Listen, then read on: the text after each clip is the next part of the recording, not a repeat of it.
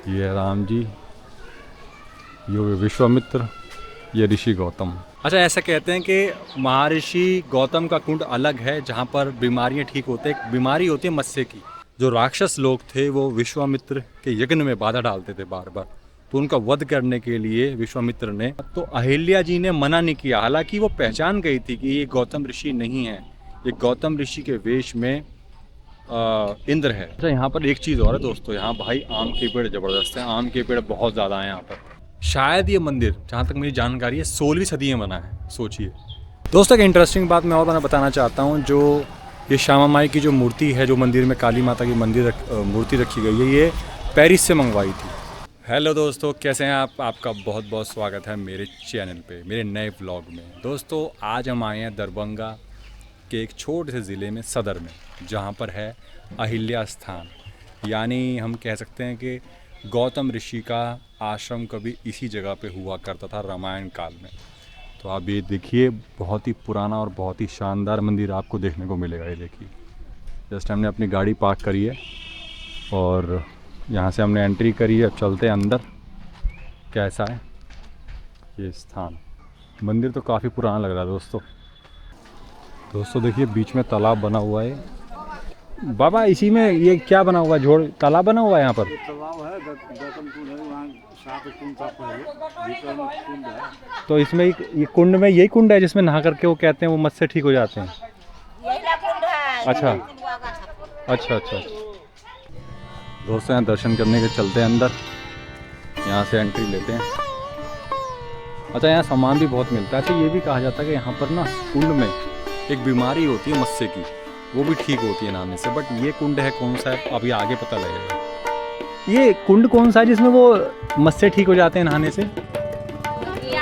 अच्छा, गौतम कुंड कहाँ? इस तरफ से बाहर दूर है यहाँ से? अच्छा, 3 किलोमीटर। ये नहीं है वो? अच्छा, ये अहिल्या कुंड है। ठीक है, मैं आपको बता रहा था। ये है राम जी, ये विश्वामित्र, ये ऋषि गौतम, और ये है मंदिर। चलते हैं अंदर।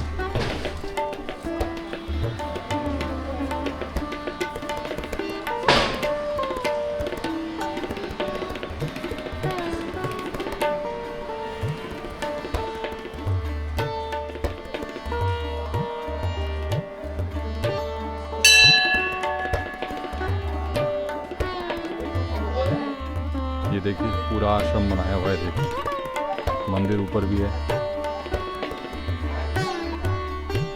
मेन अहिल्या स्थान यही है सामने जो आप देख रहे हो ना। यहीं पे कभी गौतम ऋषि का आश्रम हुआ करता था। अब तो भाई सब बदल गया।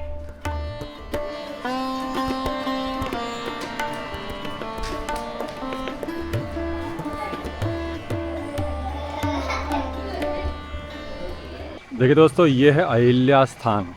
आप देख रहे हैं सामने एक कुंड बनाया हुआ है, अहिल्या कुंड है ये। अच्छा, ऐसा कहते हैं कि महर्षि गौतम का कुंड अलग है जहाँ पर बीमारियाँ ठीक होते हैं। एक बीमारी होती है मत्स्य की, उसका इलाज इस पानी से होता है, ऐसा मान्यता है यहाँ पर। खैर, मैं आपको यहाँ का इतिहास थोड़ा सा बताता हूँ। दोस्तों, इस जगह पे कभी महर्षि गौतम का आश्रम हुआ करता था। जब विश्वामित्र यहाँ पर आए राम और लक्ष्मण के साथ, वो उनको अपने साथ ले गए थे दशरथ जी से मांग करके, क्योंकि जो राक्षस लोग थे वो विश्वामित्र के यज्ञ में बाधा डालते थे बार बार।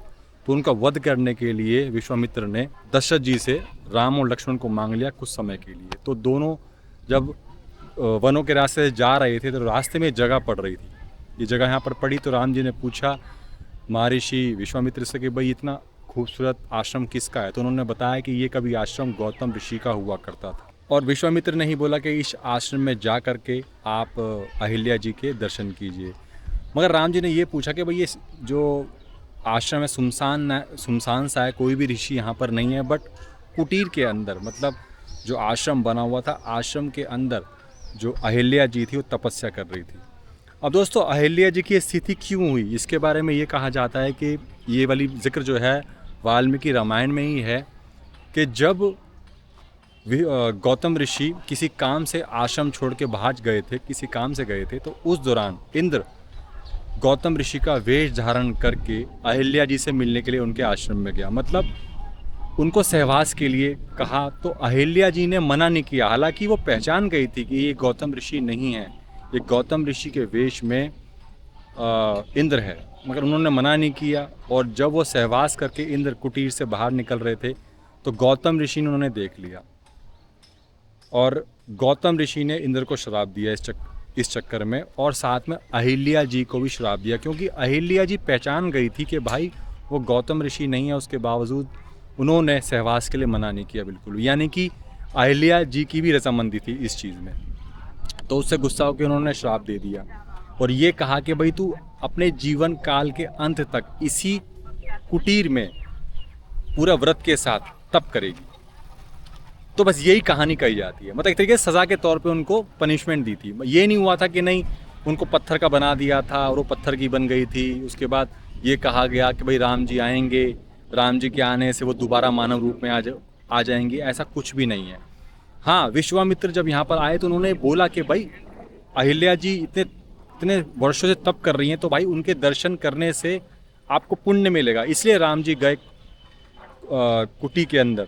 जब कुटी के अंदर वो गए तो उन्होंने देखा कि उनका जो चेहरा था पूरा मतलब रौनक थी, क्योंकि भाई कोई भी ब्रह्मचर्य से इतने लंबे समय तक तप करेगा तो भाई चेहरे पे रौनक आ ही जाती है। तो बस उन्होंने जब राम जी वहाँ पर गए तो उन्होंने अहिल्या जी के पैर छुए। भाई वो मानव रूप में ही थी, कोई पत्थर या मूर्ति नहीं थी, क्योंकि वाल्मीकि रामायण में ऐसा कुछ भी नहीं है। कपोल कल्पित कहानी है, ये बिल्कुल झूठी कहानी है। उन्होंने फिर राम जी ने फिर अहिल्या जी के दर्शन किए, पैर छुए और वहाँ से वो आगे जनकपुरी के लिए चले गए, क्योंकि जनकपुरी में सीता जी से मिलना था। ऑफकोर्स उनका स्वयंवर के लिए भी विश्वामित्र जी ने राम जी को मतलब प्रोत्साहित किया, उनको बोला। तो मिथिला हो करके वो जनकपुर गए थे इसी रास्ते से। अब देखो दोस्तों क्या हालत सी हो गई है। अब यहाँ पर इस मंदिर के अंदर भी चलेंगे हम, तो काफ़ी पुराना सा आर्किटेक्चर लग रहा है। ठीक है, मंदिर के तो अभी आपने दर्शन अंदर से मैंने आपको दिखाया ही था। अच्छा, यहाँ पर एक चीज़ और है दोस्तों, यहाँ भाई आम के पेड़ ज़बरदस्त हैं। आम के पेड़ बहुत ज़्यादा हैं यहाँ पर, जगह जगह आम के पेड़। और जो रास्ता यहाँ से गांव से होते हैं, अब हम आए हैं ना, दरअसल ये जगह पड़ती है, मैं आपको बताना चाहता हूँ, ये दरभंगा के एक छोटा सा जगह है सदर की ये छोटे से जगह में ये जगह पड़ती है आपकी, ये जो अहिल्या जी का जो स्थान है। और पूरे गांव से होते हुए जब आप जाएंगे ना दोस्तों, और पूरे गांव में भाई हरियाली है, बहुत सारे आम के पेड़ हैं, तरह तरह के फलों के पेड़ हैं। तो ये चीज़ मुझे बहुत ही गजब की लगी भाई, यहाँ पर बहुत ही बढ़िया। अभी भी यहाँ पर भी आपको मैं दिखाऊँ तो यहाँ पर भी देखो, यहाँ पर कितने सारे आम के पेड़ हैं, 1 2 पीछे भी है और वहाँ पर भी है, बहुत सारे आम के पेड़ हैं। और किसी ज़माने में तो भाई यहाँ ग्रीनरी रही होगी गजब की। मगर ये कुंड जो है ना यार, ये कुंड की पूरा सफाई नहीं कर रखी, गंदगी मची हुई है यहाँ पर भी। ये पत्ते तो ठीक है, मगर ये पत्तल डाल रखे हैं ना थर्माकोल के, ये ख़राब हो गया मामला। कुंड में कभी ऊपर तक पानी हुआ करता होगा शायद, अब तो काफ़ी नीचे हो गया पानी। चलो उस मंदिर में चलते हैं, वो काफ़ी बड़ा मंदिर सा लग रहा है, शायद बंद है, देखते हैं खैर क्या है उसके। यहाँ से निकलते हैं, मंदिर बंद है। तो ये तो बंद किया हुआ भैया, मंदिर बंद है इस टाइम, बंद हो जाता है क्या? ओहो दोस्तों, दोपहर के टाइम में मंदिर बंद हो जाता है। इस समय शायद हम गलत आ गए यहाँ पर यार। खैर आप बाहर से दर्शन कर लीजिए भाई, मगर पुरानी बिल्डिंग है बहुत ज़्यादा। आप देखिए, ये देखो थोड़ी सी जर्जर हालत में है। बहुत पुराना मंदिर होगा भाई, ये बहुत पुराना। मुझे ऐसा लग रहा है दोस्तों ये पुराना मंदिर है, क्योंकि इसका आर्किटेक्चर आप देखो, और मैंने थोड़ा सा पढ़ा भी था इसके बारे में। शायद ये मंदिर, जहाँ तक मेरी जानकारी है, 16वीं सदी में बना है। सोचिए 16वीं सदी से हम 21वीं सदी में आगे लगभग 400-500 साल हो चुके हैं भाई इस जगह को। तो ऑफ कोर्स थोड़ी सी जर्जर हालत तो होगी ना। पूरे पीपल के पेड़ भी उग गए हैं यार, और दीवार की जो मोटाई है आप देखिए कितनी ज़्यादा मोटी है। चलते हैं भाई यहाँ से। दोस्तों अगर आपको इस अहिल्या स्थान पे आना है तो आप रेलवे स्टेशन से अगर आते हैं, मतलब बाय रेल आते हैं, तो कमतौल रेलवे स्टेशन पड़ता है। कमतौल से आप यहाँ पर आ सकते हैं। ये जो जगह है सदर एरिया पड़ता है दरभंगा ज़िले में। और अगर आप बाय रोड आना चाहते हैं तो ऑफ कोर्स आप दरभंगा से मुश्किल 1 घंटा लगता है दरभंगा शहर से। मगर अंदर का जो रास्ता है गांव का, वो बहुत ही ज़्यादा बढ़िया लगा मुझे यार। छोटे रास्ते हैं, साफ़ सुथरे रास्ते हैं, ग्रीनरी बहुत ज़्यादा है। तो बाय रोड भी आने में आपको कोई भी समस्या नहीं होगी और बाय ट्रेन भी आप यहाँ पर आ सकते हैं। अक्सर यहाँ पर लोग आके दर्शन करते हैं, देखो गाड़ियाँ लगी हुई हैं। और एक तरीके से देखा जाए तो हमारी ये पुरानी धरोहर में से एक है, धरोहर कह सकते हैं, हमारी थोड़ी हिस्ट्री है जो, उसमें से एक ये जगह कह सकते हैं। इसका काफ़ी मतलब इम्पोर्टेंस है पूरे भारतवर्ष में, क्योंकि भाई भगवान रामचंद्र जी से जुड़ा हुआ ये स्थान है और अहिल्या जी से भी जुड़ा हुआ ये स्थान है। और मैं आपको ये वाली बात और बताना चाहता हूँ कि इसी स्थान से होते हुए मतलब जब वो ऋषि विश्वामित्र के साथ जब राम और लक्ष्मण जी थे, तो भोजपुर में ही, भोजपुर नाम की जगह पड़ती है इसी के स्थान के आसपास, वहीं पर ही ताड़का का वध भी किया था भगवान राम ने, उसी दौरान हुआ था। तो बस दोस्तों ये थी थोड़ी मोड़ी हिस्ट्री जो मुझे जानकारी थी, वो मैंने आपको बता दी। बस यहाँ से हम निकलेंगे और ये मंदिर का बाहर का एरिया आप देख लीजिए, ये एंट्री है। बस यहाँ से निकल करके मेरी प्लानिंग ये है कि मैं आज श्यामा काली मंदिर भी देखूं, उसकी भी बहुत बड़ी मान्यता है दरभंगा में और एक अच्छी जगह है देखने के लिए दरभंगा में। तो देखते हैं ऐसे कितना समय लगेगा, फिर वहाँ पहुँच के मैं आपसे दोबारा मिलता हूँ।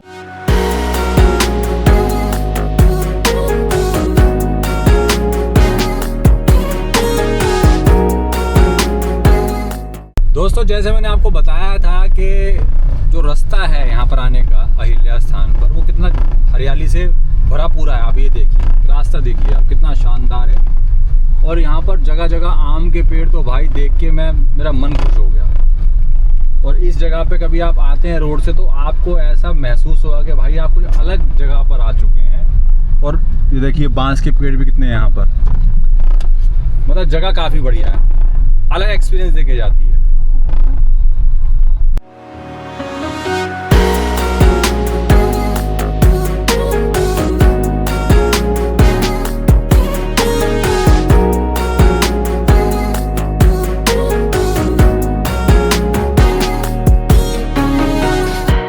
दोस्तों हम आ गए हैं श्यामा माई टेम्पल और हमने अपनी गाड़ी पार्क कर दी है। ये देखिए जगह काफ़ी खुली है, आप यहाँ पर अपनी गाड़ी पार्क कर सकते हैं।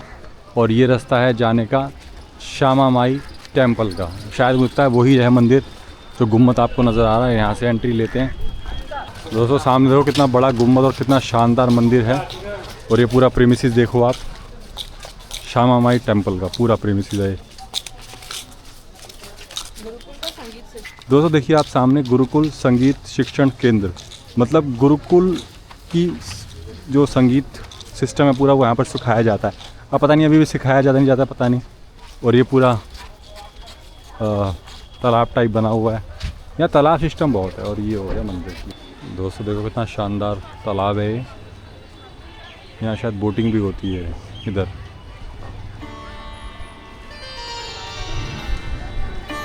दोस्तों देखिए श्यामा माई का मंदिर बहुत ही शानदार। दोस्तों इस श्यामा माई मंदिर को रामेश्वरी श्यामा माई मंदिर भी कहते हैं। क्यों? क्योंकि इसके पीछे एक रोचक कहानी है। ऐसा कहा जाता है कि दरभंगा के महाराजा रामेश्वर की चिता पर ये मंदिर बनाया गया, मतलब जहाँ पर उनकी चिता को जलाया गया था उसी की स्थान पर इस मंदिर की स्थापना की गई। और मंदिर की स्थापना की गई 1933 में। जो उन्हीं के कुल के राजा थे, राजा कामेश्वर जी, उन्होंने इस मंदिर की स्थापना की है। और मंदिर का आप कलर देखिए कितना ब्राइट और कितना खूबसूरत लग रहा है। ये देखिए काफ़ी लोग मंदिर के दर्शन करने के लिए आए हैं और चलते हैं, देखते हैं अंदर।